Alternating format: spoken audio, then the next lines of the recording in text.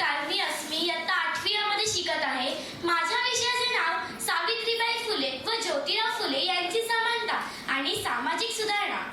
किती भोगले किती सोसले तरीही तिने शिकविले, किती भोगले किती सोसले तरीही तिने शिकविले.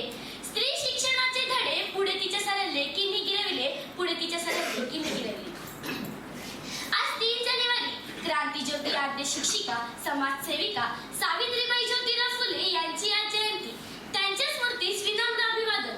भारताच्या प्रथम महिला शिक्षिका हे एवढीच ओळख सावित्रीबाई फुलेंच्या कर्तृत्वाची करून देण्यासारखी नाही, तर एक उत्तम कवयित्री, समाजसेविका, अध्यापिका, त्याचबरोबर स्त्री मुक्तीच्या आद्य प्रवर्तक, महिलांच्या मुक्तीदाता अशी त्यांची ओळख सांगणे श्रेयस्कर ठरेल.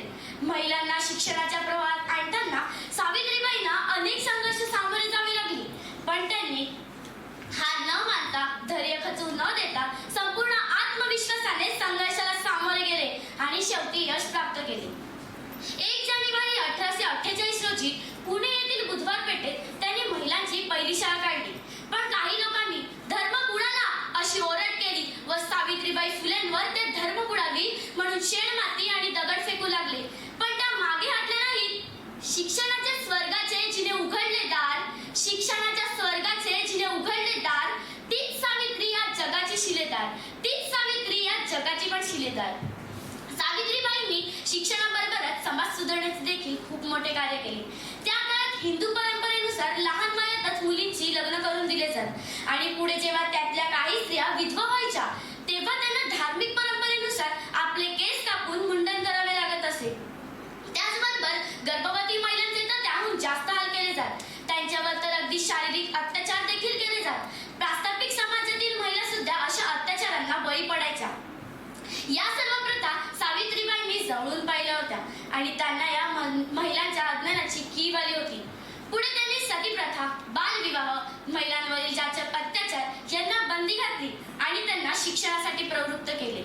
एकदा तर चक्क एका ब्राह्मण समाजातील गर्भवती महिलेला ज्योतिरावांनी आत्महत्या करण्यापासून रोखले.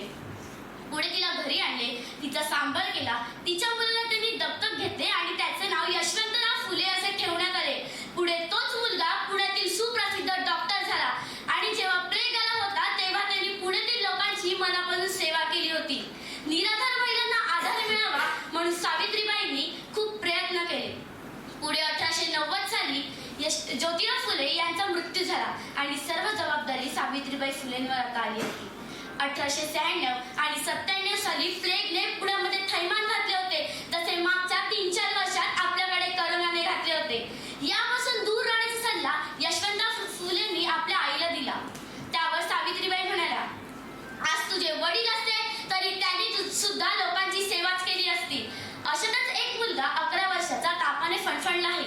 ही खबर जेव्हा सावित्रीबाईंना मिळाली तेव्हा त्यांनी कसलाही विचार न करता तातडीनं तिथे गेल्या. वय होते 64. त्या चालत त्याला दवाखान्यात घेऊन गेल्या, कारण तेव्हा वाहनाची सोय नव्हती.